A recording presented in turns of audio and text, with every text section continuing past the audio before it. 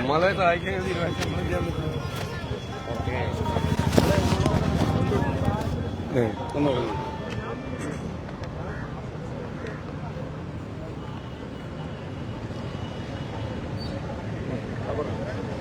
നമുക്ക് എല്ലാവർക്കും അറിയാവുന്നതുപോലെ ശബരിമലയിലെ സ്വർണ്ണ കവർച്ച എങ്ങുമെത്താതെ അവസാനിക്കുകയാണ്. അതിന്റെ അന്തിമഘട്ടത്തിലേക്ക് കടക്കുകയാണ്. എല്ലാ പ്രതികളും പുറത്തിറങ്ങാൻ പോവാണ്. ഒരു തൊണ്ടി മുതൽ പോലും ശേഖരിച്ചിട്ടില്ല. ഒരു തെളിവുകളും ശേഖരിക്കുന്നില്ല. അപ്പൊ 2 ലക്ഷ്യമാണ് മുഖ്യമന്ത്രി CPM-നുള്ളത്. ഒന്ന്, പ്രധാനികളായ ആളുകളിലേക്ക് അന്വേഷണം എത്താതിരിക്കുക. മുൻ ദേവസ്വം മന്ത്രിയിലേക്കും ഇപ്പോഴത്തെ ദേവസ്വം മന്ത്രിയെയും ഇതിനകത്ത് നിന്ന് രക്ഷപ്പെടുത്തുക. രണ്ടാമത്തെ കാര്യം, ഇപ്പോൾ ജയിലിലായ 3 CPM നേതാക്കന്മാരെയും പുറത്തു കൊണ്ടുവരിക. ഈ കേസ് അന്വേഷണം തെളിവില്ലാതെ അവസാനിപ്പിക്കുക. അതിനുവേണ്ടി SIT-യുടെ മീതെ മുഖ്യമന്ത്രിയുടെ ഓഫീസ് നടത്തുന്ന കനത്ത സമ്മർദ്ദമാണ് ഇപ്പോൾ ശബരിമല കേസിലുള്ളത്. ശബരിമല കേസ് എങ്ങുമെത്താതെ അവസാനിക്കാൻ പോകുന്ന ദൌർഭാഗ്യകരമായ ഒരു സാഹചര്യത്തിലേക്ക് പോവുകയാണ്. എല്ലാവരും സ്റ്റാറ്റ്യൂട്ടറി ജാമ്യം കിട്ടി പുറത്തു വരുന്ന സാഹചര്യമാണ്. സർക്കാരാണ് ഇതിന്റെ അകത്ത് ഇടപെടുന്നത്. എല്ലാവരെയും സംരക്ഷിക്കാൻ വേണ്ടിയിട്ടാണ് മുഖ്യമന്ത്രിയുടെ നേതൃത്വത്തിൽ ഇടപെടുന്നത്. അതുകൊണ്ടാണ് അവർക്കെതിരായി അച്ചടക്ക നടപടികൾ പോലും അവർ സ്വീകരിക്കാതിരുന്നത്. അതിൽ നിന്ന് രക്ഷപ്പെടാൻ വേണ്ടി CPM സ്വർണം കട്ടതിന് സോണിയാഗാന്ധിയെ കുറിച്ച് പറയേണ്ടതിന്, സ്വർണം കട്ടത് CPM നേതാക്കളാണ്. ആ CPM നേതാക്കളെ സംരക്ഷിക്കുന്നത് CPM ആണ്, മുഖ്യമന്ത്രിയാണ്, ഭരണകൂടമാണ്, CPM നേതൃത്വമാണ്. അതെല്ലാവർക്കും അറിയാം. എന്നിട്ട് എന്താണ് അയ്യപ്പന്റെ സ്വർണം കൊണ്ടുപോയത് സോണിയാഗാന്ധിയാണ്. അപ്പൊ സോണിയാഗാന്ധിയെ മനഃപൂർവ്വം വലിച്ചഴിച്ച് പ്രിയങ്ക ഗാന്ധിയുടെ വീട്ടിലേക്കാണ് BJP മാർച്ച് നടത്തിയത്. അപ്പൊ CPM-ഉം BJP-യും കൂടിയിട്ടുള്ള ഒരു ഏർപ്പാടാണ്. കാരണം സോണിയാഗാന്ധിയെയും പ്രിയങ്ക ഗാന്ധിയെ അധിക്ഷേപിക്കുമ്പോൾ ഏറ്റവും കൂടുതൽ ഇന്ത്യയിൽ സന്തോഷിക്കുന്നത് BJP നേതൃത്വമാണ്. ആ BJP നേതൃത്വത്തെ സന്തോഷിപ്പിക്കുന്നതിന് വേണ്ടി, അവരെ പ്രീണിപ്പിക്കുന്നതിന് വേണ്ടിയിട്ടാണ് ചെയ്യുന്നത്. ഇവര് പ്രിയങ്ക ഗാന്ധിയുടെ സോണിയാഗാന്ധിയുടെ പേര് പറയുമ്പോൾ BJP, പ്രിയങ്ക ഗാന്ധിയാണോ അയ്യപ്പന്റെ സ്വർണം കവർന്നത്? പ്രിയങ്ക ഗാന്ധിയുടെ ഓഫീസിലേക്ക് വയനാട്ടിലേക്ക് മാർച്ച് നടത്തിയാണ് BJP. CPM നിയമസഭയിൽ വന്ന് മന്ത്രിമാരുൾപ്പെടെ ആവർത്തിച്ച് അവരെ അധിക്ഷേപിച്ച് സംസാരിക്കുകയാണ്. ഇത് BJP നേതൃത്വത്തെ പ്രീണിപ്പിക്കുന്നതിന് വേണ്ടിയിട്ടാണ്. സ്പീക്കർ മുഖ്യമന്ത്രി പറയുന്നത് കേട്ടു നിൽക്കുകയാണ്. അദ്ദേഹത്തിന് സ്വന്തമായ ഒരു അഭിപ്രായമില്ല. എനിക്കത് പറയുന്നതിൽ ദുഃഖമുണ്ട്. ഇന്ന് 5 മന്ത്രിമാർക്കാണ് പറയാൻ അവസരം കൊടുത്തത്. 5 മന്ത്രിമാരും അതിന് 4 പേര് വ്യക്തിപരമായി എന്നെ അധിക്ഷേപിക്കുക. അത് എനിക്ക് വിരോധമില്ല. കാരണം അവര് എന്നെ സഹായിക്കാൻ തീരുമാനിച്ചാൽ ഞാൻ അതിനെങ്ങനെ നോ പറയുന്നു? അവര് നിരന്തരമായി വ്യക്തിപരമായി തേജോവധം ചെയ്യാണ്. AKG സെന്ററിലിരുന്നും മന്ത്രി ശിവൻകുട്ടിയുടെ ഔദ്യോഗിക വസതിയിലിരുന്നും വ്യാപകമായി വ്യക്തിപരമായ ദുഷ്പ്രചരണം നടത്തുകയാണ്. അതിന്റെ കണ്ടിന്യൂവേഷനാണ് നിയമസഭയിൽ കണ്ടത്. എനിക്ക് പ്രതിഷേധമില്ല. വളരെ വ്യക്തിപരമായി അധിക്ഷേപിക്കുകയാണ്. അതിനെല്ലാം സ്പീക്കർ അവസരം കൊടുക്കുകയാണ്. 5 മന്ത്രിമാർക്കാണ് ഇന്ന് സംസാരിക്കാൻ. സോണിയാഗാന്ധിയെയും പ്രിയങ്ക ഗാന്ധിയെ അധിക്ഷേപിച്ച് സംസാരിക്കാൻ 5 മന്ത്രിമാർക്കാണ് ഇന്ന് സ്പീക്കർ അവസരം കൊടുത്തത്. 5 പേർക്ക്. അവർ ആവർത്തിച്ച് ഓരോരുത്തർ പറഞ്ഞത് തന്നെ പറഞ്ഞുകൊണ്ടിരുന്നിരുന്നു. ഇതിൽ നിന്ന് CPM-ന് രക്ഷപ്പെടാൻ പറ്റില്ല. പിണറായി ഭരണകൂടത്തിന് രക്ഷപ്പെടാൻ പറ്റില്ല. അയ്യപ്പന്റെ സ്വർണം കട്ടവരെ പ്രൊട്ടക്ട് ചെയ്യുന്നത് CPM-ആണ്, ഭരണകൂടമാണ്, പിണറായി ഭരണമാണ്, മുഖ്യമന്ത്രിയുടെ ഓഫീസാണ്. ഇവരെ എല്ലാവരെയും രക്ഷപ്പെടുത്താൻ ശ്രമിക്കുന്നത്. അതുകൊണ്ട് ഈ സ്വർണ്ണ കവർച്ച, അതിന്റെ യഥാർത്ഥ ആളുകൾ, ഇനിയും ഇതിന്റെ പിന്നിൽ പ്രവർത്തിച്ച ആളുകളിൽ എത്താനുണ്ട്, ഉന്നതന്മാരിലേക്ക്. അത് എത്തുന്നതുവരെ, യഥാർത്ഥ പ്രതികൾ അഴിക്കകത്താകുന്നതുവരെ, തെളിവുകൾ ശേഖരിക്കുന്നതുവരെ അതിശക്തമായി UDF ഈ സമരവുമായി മുന്നോട്ട് പോകും. കേരളത്തിലെ ജനങ്ങൾക്ക് വേണ്ടിയാണ് പ്രതിപക്ഷത്തിന്റെ ഈ സമരം. ജനങ്ങളുടെ മുഴുവൻ ഹൃദയത്തിലുള്ളതാണ്. ഈ ശബരിമലയിൽ ഇത്രയും വലിയൊരു സംഭവം ഉണ്ടാവാൻ പാടില്ലാത്തതായിരുന്നു. അവിടെ ഒരു മോഷണം, അവിടുത്തെ സ്വർണം കട്ടെടുക്കുക, അത് ചിന്തിക്കാൻ പോലും കഴിയാത്തൊരു കാര്യമാണ്. അതുകൊണ്ട് തന്നെ അത് ഒതുക്കി തീർക്കാനുള്ള ശ്രമത്തിനെതിരെയാണ് പ്രതിപക്ഷം സമരം നടത്തുന്നത്. വേണ്ടാത്തൊരു സമരമല്ല ഞങ്ങൾ നടത്തുന്നത്. ഇപ്പോ ഏറ്റവും പുതുതായി വന്നിരിക്കുന്നത് ഇത് പതുക്കെ ഒതുക്കി തീർക്കാം ഇലക്ഷന്റെ മുമ്പ്, ആരിലേക്കും ഇനി കൂടുതൽ പോവണ്ട, ഇവിടം കൊണ്ട് അവസാനിപ്പിക്കുക, എന്നിട്ട് മെല്ലെ ഊരുക. ആ പരിപാടിക്ക് എതിരായിട്ടാണ് ഇതിലെ യഥാർത്ഥ പ്രതികളെ പിടിക്കാൻ, തൊണ്ടി മുതൽ കണ്ടെടുക്കാൻ. അത് വളരെ വ്യക്തമായി കേരളത്തിലെ ജനങ്ങളുടെ ഹൃദയത്തിലുള്ള കാര്യമാണ്, അവിടെ ആവശ്യമാണ്. അതുകൊണ്ടാണ് ഞങ്ങൾ ഈ പ്രശ്നം നിയമസഭയിൽ ഉയർത്തിപ്പിടിക്കുന്നത്.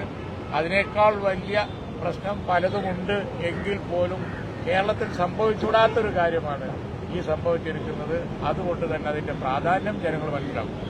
പ്രതിപക്ഷ നേതാവ് ഇത് രണ്ടാമത്തെ ദിവസമാണോ സഭ ബഹിഷ്കരിക്കുന്നത്? ഇത്രയും അടിയന്തര പ്രാധാന്യമുള്ള വിഷയമാണ്, എന്തുകൊണ്ട് ഒരു അടിയന്തര പ്രമേയം സഭയിൽ കൊണ്ടുവരുന്നത്? അല്ല, അടിയന്തര പ്രമേയം ഇത് ചർച്ച ചെയ്താണല്ലോ, അടിയന്തര പ്രമേയമല്ലല്ലോ. ഞങ്ങൾ പറഞ്ഞിരിക്കുന്നത് മന്ത്രി വാസവൻ രാജിവെക്കണം, SITയുടെ മീതെ മുഖ്യമന്ത്രിയുടെ ഓഫീസിന്റെ സമ്മർദ്ദം അവസാനിപ്പിക്കണം. അത് സമ്മർദ്ദം കൂടിക്കൊണ്ടിരിക്കുകയാണ്.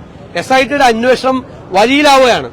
മന്ത്രി രാജിവെക്കുന്നില്ല. ഞങ്ങളുടെ ഡിമാൻഡ് അതാണ്. അത് ചർച്ച ചെയ്താൽ തീരുന്നല്ലോ. ഞങ്ങളുടെ ആ ഡിമാൻഡ് അംഗീകരിക്കണമെന്നാണ് ഞങ്ങൾ ആവശ്യപ്പെട്ടിരിക്കുന്നത്. മുഖ്യമന്ത്രി പറഞ്ഞത് ഈ ഹൈക്കോടതി നേരിട്ടുള്ള മേൽനോട്ടം നടത്തുന്ന അന്വേഷണമാണ് SITയുടേത്. ഇത് സർക്കാർ റോളില്ല. അതുകൊണ്ട് നിങ്ങൾ ചെയ്യുന്ന സമരം ഹൈക്കോടതിക്ക് എതിരെയാണെന്നാണ് മുഖ്യമന്ത്രി. ഞാൻ ചോദിക്കട്ടെ, ശബരിമലയിലെ തന്ത്രിയെ അറസ്റ്റ് ചെയ്തപ്പോ CPM ഹാൻഡിലുകളെല്ലാം കരുത്തനായ മുഖ്യമന്ത്രി തന്ത്രിയെ വരെ അറസ്റ്റ് ചെയ്തു എന്ന് CPM നേതാക്കളൊക്കെ അവകാശപ്പെട്ടല്ലോ. അപ്പോ SITയുടെ നിയന്ത്രണം പൂർണ്ണമായി എല്ലാവർക്കും അറിയാം. പക്ഷേ ആ SITയിലുള്ള ഉദ്യോഗസ്ഥന്മാര് ഈ ആഭ്യന്തര വകുപ്പിന്റെ കീഴിലുള്ള ഉദ്യോഗസ്ഥന്മാരാണ്. അവരുടെ മീതെ ഭയങ്കരമായ സമ്മർദ്ദമാണ്. അവിടുത്തെ രഹസ്യങ്ങൾ പുറത്തു പോകുന്നുണ്ട്, അവിടെ നടപടികൾ പുറത്തു പോകുന്നുണ്ട് SITയിൽ നിന്ന്. SITയിൽ സത്യസന്ധരായ ഉദ്യോഗസ്ഥരുണ്ട്, ഞങ്ങൾക്കറിയാം. പക്ഷെ അവർക്ക് സ്വതന്ത്രമായി പ്രവർത്തിക്കാൻ കഴിയാത്ത സാഹചര്യം SITയിലുണ്ട്. ഞങ്ങളുടെ ഒറ്റ ചോദ്യം, 90 ദിവസമായിട്ട് ഒരു പ്രാഥമികമായ കുറ്റപത്രം പോലും എന്തുകൊണ്ട് സമർപ്പിച്ചില്ല? ഒരു പ്രൈമറി ചാർജ് ഷീറ്റ് സമർപ്പിച്ച ഈ ജാമ്യം കിട്ടില്ലായിരുന്നു. അപ്പൊ ഹൈക്കോടതിയും സുപ്രീം കോടതിയും ജാമ്യം നിഷേധിച്ച ഒരു കേസിൽ അത്ര ഗൌരവമല്ല. സുപ്രീം കോടതി എന്താ പറഞ്ഞത്? അയ്യപ്പന്റെ സ്വർണം കെട്ടിട്ട് ഇവിടെ ജാമ്യത്തിന് വരുന്നെന്നാണ് സുപ്രീം കോടതി ചോദിച്ചത്. അത്രയും സുപ്രധാനമായ ഒരു കേസിൽ സ്റ്റാറ്റ്യൂട്ടറി ജാമ്യം കിട്ടി ഇവര് പുറത്തിറക്കാൻ ആരാ പറഞ്ഞത്? ഹൈക്കോടതി തന്നെ പറഞ്ഞിട്ടുണ്ടല്ലോ. ഹൈക്കോടതിയുടെ വേറെ ബെഞ്ച് തന്നെ പറഞ്ഞിട്ടുണ്ടല്ലോ, ഇവരുടെ അന്വേഷണത്തിൽ ലാക്സിറ്റി ഉണ്ട്, മന്ദതയുണ്ട്, ഉഴപ്പുണ്ട്. ഈ ജനങ്ങൾ വിമർശിക്കും. കാരണം സ്റ്റാറ്റ്യൂട്ടറി ജാമ്യം കിട്ടി ഇവർ പുറത്തിറങ്ങുന്ന സാഹചര്യത്തെ ജനങ്ങൾ സംശയത്തോടുകൂടി നോക്കിക്കാണും എന്ന് പറഞ്ഞത് ഞങ്ങൾ മാത്രമാണോ? ഹൈക്കോടതിയും പറഞ്ഞിട്ടുണ്ട്. ഹൈക്കോടതി പറഞ്ഞ വാചകമാണ്, ഇവർ ജാമ്യം കിട്ടി, സ്റ്റാറ്റ്യൂട്ടറി ജാമ്യം കിട്ടി പുറത്തിറങ്ങുന്നത് ജനങ്ങൾ സംശയത്തോടുകൂടി നോക്കും. ആരുടെ? SITയുടെ മീതെ. അപ്പൊ SITക്ക് പാളിച്ചകൾ പറ്റിയിട്ടുണ്ട്, ഒരു സംശയമില്ല. മുഖ്യമന്ത്രി ഞങ്ങൾ നേരത്തെ പറഞ്ഞല്ലോ, ഞാൻ തെരഞ്ഞെടുപ്പ് കാലത്ത് പറഞ്ഞു, കടകംപള്ളി സുരേന്ദ്രനെ ചോദ്യം ചെയ്തത് മാറ്റിവെപ്പിച്ചു. അത് തെരഞ്ഞെടുപ്പ് കഴിഞ്ഞപ്പോ പറഞ്ഞല്ലോ ഒരു മന്ദതയുണ്ടായി. ഡേറ്റ് വെച്ചിട്ട് ഹൈക്കോടതി പറഞ്ഞു ഒരു മന്ദത, ഒന്നും ചെയ്തില്ല, കുറച്ച് ദിവസം ഒന്നും. അത് തെരഞ്ഞെടുപ്പ് കാലത്ത് CPM പ്രതിക്കൂട്ടിലാവും കടകംപള്ളി സുരേന്ദ്രനെ ചോദ്യം ചെയ്താൽ. അതുകൊണ്ട് തെരഞ്ഞെടുപ്പ് കഴിയുന്നത് വരെ സൗകര്യത്തിന് മാറ്റിവെച്ചു. ഇതാണ് ചെയ്തുകൊണ്ടിരിക്കുന്നത്. അതൊരു സിംഗിൾ ബെഞ്ച് ഒരു ജാമ്യാപേക്ഷയിൽ അതല്ല, സിംഗിൾ ഹൈക്കോടതിയല്ലേ. പക്ഷേ ഡിവിഷൻ ബെഞ്ച് അതല്ലല്ലോ. അല്ലല്ല, ഡിവിഷൻ ബെഞ്ച് എപ്പോഴാണ് പറഞ്ഞിരിക്കുന്നത്? ഡിവിഷൻ ബെഞ്ച് എപ്പോഴാണ് പറഞ്ഞത്? അത് കഴിഞ്ഞിട്ടല്ലേ ഈ സംഭവങ്ങൾ. അന്ന് ഞങ്ങൾ ആരെങ്കിലും ഡിവിഷൻ ബെഞ്ച് പറഞ്ഞ കാലത്ത് ഞങ്ങൾ ആരെങ്കിലും SITയെ വിമർശിച്ചോ? നിങ്ങൾ എടുത്തെടുത്ത ചോദ്യത്തിന് ഞാൻ പറഞ്ഞത് ഇപ്പോഴും ഞങ്ങൾക്ക് വിശ്വാസം ഉണ്ടെന്നാണെന്ന് പറഞ്ഞു. SITയിൽ വിശ്വാസമുണ്ട്, അവര് സത്യമായി കാര്യങ്ങൾ ചെയ്തില്ലെങ്കിൽ നമുക്ക് അപ്പം നോക്കാം, അപ്പം പറയാമെന്നാണ്. നിങ്ങളൊരു 5 പ്രാവശ്യമെങ്കിലും എന്നോട് ചോദിച്ചിട്ടുണ്ട്. തിരുവനന്തപുരത്തെ മാധ്യമ പ്രവർത്തകർ SITയിൽ അവിശ്വാസം. ഞങ്ങൾ പറയും SITയിൽ അവിശ്വാസമില്ല, ഹൈക്കോടതി നിയന്ത്രണത്തിലാണ് SIT ഒരു അന്വേഷണം വഴി തെറ്റിയാൽ ഞങ്ങൾ അന്ന് പറയാന്ന് പറയും. ഇപ്പൊ വഴി തെറ്റി സ്റ്റാറ്റ്യൂട്ടറി ജാമ്യം കിട്ടി, ഇപ്പൊ ഉണ്ണികൃഷ്ണൻ പോറ്റി വരെ പുറത്തിറങ്ങുവാണ്. അപ്പൊ വഴി തെറ്റിയില്ലേ? എന്തുകൊണ്ടാണ് കുറ്റപത്രം, പ്രാഥമിക കുറ്റപത്രം SIT കൊടുക്കാത്തത്? അത് ഗൌരവമുള്ള കാര്യമല്ലേ? അത് ഹൈക്കോടതി പറഞ്ഞാലും പറഞ്ഞില്ലെങ്കിലും നാട്ടുകാർ മുഴുവൻ മറ്റേ സിംഗിൾ ബെഞ്ച് പറഞ്ഞതുപോലെ സംശയത്തോടു കൂടിയാണ് SITയെ നോക്കുന്നത്. ഒരു കോടതിയാ പറഞ്ഞത്, സംശയത്തോടുകൂടി. എന്തുകൊണ്ട് പ്രാഥമിക കുറ്റപത്രം പോലും സമർപ്പിക്കാതെ ഇവർ പുറത്തിറങ്ങാനുള്ള അവസരം ഉണ്ടാക്കി? ആ ചോദ്യത്തിന് മറുപടി പറഞ്ഞാൽ മതിയാവും. ഞങ്ങളുടെ രാഷ്ട്രീയ ആരോപണമാണ്. കാരണം 3 സുപ്രധാന CPM നേതാക്കളെ ജയിലിൽ കിടക്കുന്നത്. ഇനി അന്വേഷണം വ്യാപിച്ചാൽ ഇനിയും പ്രധാനപ്പെട്ട CPM നേതാക്കൾ അകത്തു പോകും. അതുകൊണ്ടാണ് ഇതിനെ മരവിപ്പിച്ചത്. രാഷ്ട്രീയമായ ഇടപെടൽ നടത്തി ദുർബലപ്പെടുത്തുകയാണ്. ഒരു മറുപടി ആവശ്യപ്പെടുന്നുണ്ട്, പക്ഷെ ആ മറുപടി പറയാനുള്ള ഒരു സാഹചര്യം കൊടുക്കാതെ സഭയിൽ നിന്ന് ഇറങ്ങി പോകുന്ന എവിടെ? എല്ലാത്തിനും 5 മന്ത്രിമാർ ഇരുന്നിട്ട് പറഞ്ഞല്ലോ, സഭ ഞങ്ങൾ പ്രതിഷേധമാണ്. പ്രതിഷേധം പല രീതിയിൽ പ്രകടിപ്പിക്കും. ഈ നിയമസഭാ ചരിത്രം നിങ്ങൾ പരിശോധിച്ചാൽ അവര് പ്രതിപക്ഷത്തിരുന്നപ്പോഴും പല രീതിയിലുള്ള പ്രതിഷേധം അവർ പ്രകടിപ്പിച്ചിട്ടുണ്ട്. ഇപ്പൊ ഇന്ന് ഞാൻ പറഞ്ഞില്ലേ, ഇന്ന് പാർലമെന്ററി കാര്യ മന്ത്രി പറഞ്ഞല്ലോ എങ്ങനെയാണ് സഭയിൽ ഇന്നലെ ചാടി കയറി. ഞങ്ങൾ ചാടി കയറിയല്ലോ, കമ്പ്യൂട്ടർ എടുത്ത് വച്ച് അറിഞ്ഞില്ലല്ലോ. സ്പീക്കർ ഇരുന്ന കസേര എടുത്ത് താഴേക്കിട്ട ആളെ കൂടെ ഇരുത്തിക്കൊണ്ടാണ് സംസാരിക്കുന്നത്. എന്നിട്ട് ഞങ്ങൾക്ക് ക്ലാസ് എടുക്കുകയാണ് മന്ത്രിമാര് എങ്ങനെ നിയമസഭയിൽ പെരുമാറണമെന്ന്. ഒക്കെ അവരെ കൂടെ ഇരിക്കുന്നുണ്ട്. എല്ലാ കുഴപ്പവും കാണിച്ച ആളുകൾ അവരുടെ കൂടെ ഇരിക്കുന്നുണ്ട്. ഞങ്ങൾ പ്രതിഷേധിച്ചു, ശക്തിയായി പ്രതിഷേധിച്ചു, ഒരു സംശയക്കാര്യത്തില്ല. ആ പ്രതിഷേധം തുടരുക തന്നെ ചെയ്യും. സമാധാനപരമായിട്ടാണ് പ്രതിഷേധിച്ചത്. ആസൂത്രണം ചെയ്ത സമരം എന്നാണ് അവർ പറയുന്നത്. അവർക്ക് എന്തും പറയാലോ. എന്താണ് പ്രതിപക്ഷം ആദ്യമായിട്ടാണ് സമരം ചെയ്യുന്നത്. ഞാൻ ടൈഡൽ 7 എന്ന് പറയുന്ന ഗ്രൂപ്പിനെ കഴിഞ്ഞ പ്രാവശ്യം ബോംബെയിൽ നിന്ന് കൊണ്ടുവന്നിട്ടാണല്ലോ ഈ മുഖ്യമന്ത്രി പ്രചരണം നടത്തിയത്. ടൈഡൽ 7 എന്ന് പറയുന്ന ബോംബെയിലെ ഏറ്റവും വലിയ കോടിക്കണക്കിന് രൂപ കൊടുത്തിട്ട് അവിടെ കൊണ്ടുവന്നിട്ടാണല്ലോ അവർ നടത്തിയത്. അവർക്കുണ്ടല്ലോ PR ഏജൻസികൾ. സുനിൽ കനകോല് കോൺഗ്രസുകാരനാണ്, കോൺഗ്രസിന്റെ അംഗമാണ്. അദ്ദേഹം ഞങ്ങളുടെ തെരഞ്ഞെടുപ്പ് കാര്യങ്ങളിൽ രാജ്യത്തെ എല്ലായിടത്തും സഹായിക്കാറുണ്ട്. ഇവിടെ കേരളത്തിലെ UDF കൂടിയിട്ടാണ് ഞങ്ങൾ തെരഞ്ഞെടുപ്പ് പരിപാടികളെല്ലാം ഞങ്ങൾ ആസൂത്രണം ചെയ്യുന്നത്. പിന്നെ നിയമസഭയിൽ സമരം ചെയ്യാൻ വേണ്ടിയിട്ട് കനകോലിന്റെ അഡ്വൈസ് വേണമല്ലോ. അപ്പൊ ഇതെന്ന് വെച്ചാൽ വളരെ മോശമായിട്ടൊരു വ്യക്തിയെ അധിക്ഷേപിക്കുകയാണ്. മനസ്സിലായില്ലേ? എന്തൊക്കെയാണ് പറഞ്ഞത്? കോലു എന്നൊക്കെ എന്തൊക്കെ അധിക്ഷേപം പറഞ്ഞത്. എന്നിട്ട് ഉള്ളി അധിക്ഷേപിച്ച കാര്യം അദ്ദേഹം പറഞ്ഞുകൊണ്ടിരിക്കുക. ആ മന്ത്രിനെ എന്തെല്ലാം ഇതാണ് പറഞ്ഞത്. മന്ത്രി രാജീവ് എന്തെല്ലാം അധിക്ഷേപിച്ചാണ്, എന്നെ വ്യക്തിപരമായി അധിക്ഷേപിച്ചാണ്. അദ്ദേഹത്തിന്റെ മനസ്സിൽ എന്നെ കുറിച്ചുള്ള മുഴുവൻ കാര്യം എന്ന് പറഞ്ഞു. മനസ്സിൽ ചിലർക്ക് ഇഷ്ടാവില്ലല്ലോ ചിലരെ. അപ്പൊ എന്നെ ഇഷ്ടമല്ലാന്ന് എനിക്ക് മനസ്സിലായി. ഉള്ളിലുള്ള ഒരു വ്യക്തിയോടുള്ള ഒരു മുഴുവൻ വിരോധവും അദ്ദേഹം, വ്യക്തിപരമായ വിരോധം അദ്ദേഹത്തിന്റെ ഉള്ളിൽ ഒളിപ്പിച്ചു വെച്ചത് മുഴുവൻ അറിയാതെ പുറത്തേക്ക് വന്നു. എന്നെ വെല്ലുവിളിച്ചു. ഞാൻ ഇന്നലെ നിങ്ങളോടെന്താ പറഞ്ഞത്? ചീഫ് ജസ്റ്റിസ് ബാലിയെ നാട് കടത്തണമെന്ന് ആവശ്യപ്പെട്ടുകൊണ്ട് SFI DYFI പ്രവർത്തകർ ഹൈക്കോടതിയിലേക്ക് മാർച്ച് ചെയ്തു. ആ സമരം സംഘടിപ്പിച്ച ആളാണ് പുള്ളിവർ. ഞാൻ ആ സമരത്തിൽ പങ്കെടുത്തിട്ടുണ്ടെങ്കിൽ ഞാൻ ചാലഞ്ച് ചെയ്യുന്ന. ഞാൻ നിങ്ങളോട് ഇന്നലെ പറഞ്ഞത് നിങ്ങളുടെ റെക്കോർഡിലുണ്ട്, നിങ്ങൾ നോക്കിക്കോ. ആ സമരം അല്ലല്ല ഇത് രണ്ടുപേരും അങ്ങോട്ടും ഇങ്ങോട്ടും ആ ഒരു സ്ലിപ്പ് ഉണ്ടായി കാണും. അതൊക്കെ എല്ലാവർക്കും പറ്റുന്നതല്ലേ. അത് എന്റെ സമനില തെറ്റി, എനിക്ക് പ്രാന്തായി എന്നാണ് പറഞ്ഞത്. അതായത് ഒരു വകുപ്പ് മാറി ഞാൻ പറഞ്ഞപ്പോ എല്ലാവർക്കും സ്ലിപ്പ് ഉണ്ടാവില്ലേ? സ്ലിപ്പ് ഒരു പാർലമെന്ററി കാര്യ മന്ത്രി പറഞ്ഞ അടുത്ത മന്ത്രിക്കുള്ള മറുപടി പറയണതിന്റെ ഇടയിൽ പാർലമെന്റ് ഇതൊക്കെ മനുഷ്യനില്ലേ? ഒരു സ്ലിപ്പ്, ഒരു വകുപ്പിന്റെ പേരിൽ ഒരു സ്ലിപ്പ് ഉണ്ടായപ്പോ എനിക്ക് ഭ്രാന്താണ്, എന്റെ സമനില തെറ്റി, എന്റെ ബോധം പോയി എന്നൊക്കെയാണ് പറഞ്ഞത്, സംസാരിച്ചത്. അപ്പൊ എത്രമാത്രം വിരോധവും ശത്രുതയും വ്യക്തിപരമായി എന്നോടുണ്ട് എന്നതാണ് അവിടെ കാണിച്ചത്. കാരണം ടാർഗറ്റ് ചെയ്യാൻ എനിക്ക് അതെനിക്കറിയില്ല. ഞാൻ എന്നെ ടാർഗറ്റ് ചെയ്തുകൊണ്ട് എല്ലാവരും, ഞാൻ പറഞ്ഞല്ലോ കഴിഞ്ഞ കുറെ നാളുകളായിട്ട് തുടങ്ങിയിരിക്കുന്നത്. ഞാൻ പറഞ്ഞത് ഞാനത് എൻജോയ് ചെയ്യാണ്. കാരണം എന്നെ ഇങ്ങനെ സഹായിക്കാൻ എല്ലാവരും കൂടി ഇറങ്ങിക്കഴിഞ്ഞാൽ ഞാൻ എന്ത് ചെയ്യും? എന്നെ സഹായിക്കാനെന്നാണ് എന്റെ വിചാരം. മുഖ്യമന്ത്രിക്ക് പഠിക്കുകയാണെന്ന് പറഞ്ഞത്. അതൊക്കെ ആർക്കെതിരെയും സംസാരിക്കാമല്ലോ. ഞാൻ പ്രതിപക്ഷ നേതാവല്ലേ, ഞാൻ UDFന്റെ ചെയർമാനല്ലേ, ഞാൻ ഈ ഭാഗത്തെ ലീഡ് ചെയ്യുന്ന ആളല്ലേ. എനിക്ക് വേണമെങ്കിൽ തിരിച്ചു പറയാമല്ലോ. ഈ പറയുന്ന CPMലെ 2ാം നിര മുഴുവൻ മുഖ്യമന്ത്രിക്ക് പഠിക്കുകയാണെന്ന് പറയാലോ. ഞാൻ പറഞ്ഞില്ലല്ലോ അവര് മുഖ്യമന്ത്രിയാകാൻ ആഗ്രഹിച്ച എന്താ തെറ്റ്?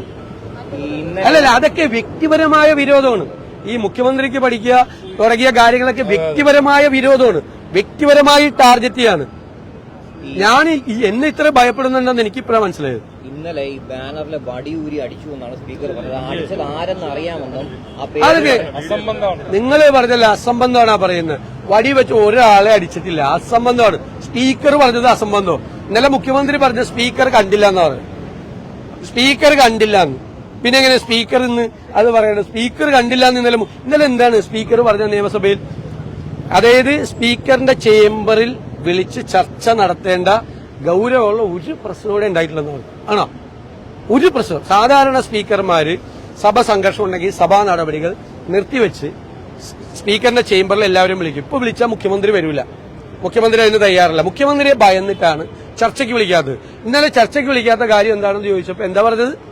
ഇവിടെ അങ്ങനത്തെ ഒരു പ്രശ്നം ഉണ്ടായിട്ടില്ല പറഞ്ഞില്ലേ? സ്പീക്കറുടെ നാവിന്നാണ് വന്നത്. അങ്ങനത്തെ ഗൌരവമുള്ള ഒരു കുഴപ്പം ഇവിടെ ഉണ്ടായിട്ടില്ല എന്ന് പറഞ്ഞു. അതിന് വേണ്ടിയിട്ട് എന്നിട്ട് ഇന്ന് മാറ്റി പറയേണ്ട ആവശ്യമില്ല. മനസ്സിലായി? അത്രേ ഉള്ളൂ. ഞങ്ങളോട് സംസാരിച്ചിട്ടില്ലല്ലോ. ഒരു പ്രമേയം നിയമസഭയിൽ കൊണ്ടുവരുമ്പോൾ ഒന്നുകിൽ BSCയിൽ പറയണം, അല്ലെങ്കിൽ പ്രതിപക്ഷ നേതൃത്വത്തെ പാർലമെന്ററി കാര്യമന്ത്രി വഴി ഗവൺമെന്റ് അറിയിക്കണം. ഞങ്ങളോട് ചർച്ച ചെയ്തിട്ടോ ഞങ്ങളോട് സംസാരിച്ചിട്ടോ ഫോണിൽ പോലും ഞങ്ങളോട് പറഞ്ഞില്ല. അവർ പാസ്സാക്കിക്കോട്ടെ, ഞങ്ങൾക്ക് വിരോധമൊന്നുമില്ല. എന്താ പിന്നെ മുഖ്യമന്ത്രി ഇന്നലെ പറഞ്ഞു എന്താണ് കേന്ദ്രത്തിനെ വിമർശിക്കില്ല എന്ന്. ഫിനാൻസ് കമ്മീഷൻ എന്താ പറഞ്ഞതെന്നറിയോ? ഈ ഗവൺമെന്റ് അവതരിപ്പിച്ചതിനേക്കാൾ ഭംഗിയായിട്ടാണ് കേരളത്തിലെ പ്രതിപക്ഷം ഈ ഫിനാൻസ് കമ്മീഷന്റെ 16ാമത് ഫിനാൻസ് കമ്മീഷന്റെ മുമ്പിൽ കേരളത്തിന്റെ വിഷയങ്ങൾ അവതരിപ്പിച്ചു. മനസ്സിലായേ? അത്ര ഭംഗിയായിട്ടാണ് ഞങ്ങൾ വെൽ സ്റ്റഡീഡ് ആയിട്ട് റിസർച്ച് ചെയ്തിട്ടാണ് ഞങ്ങൾ സാമ്പത്തിക കാര്യങ്ങൾ ഞങ്ങൾ സംസാരിച്ചത്. ഞങ്ങള് കേന്ദ്രത്തിൽ പാർലമെന്റിൽ സമരം നടക്കുമല്ലേ, കേന്ദ്ര ഗവൺമെന്റിനെതിരായിട്ട് സമരം നടക്കുമല്ലേ, എല്ലാ സ്ഥലത്തും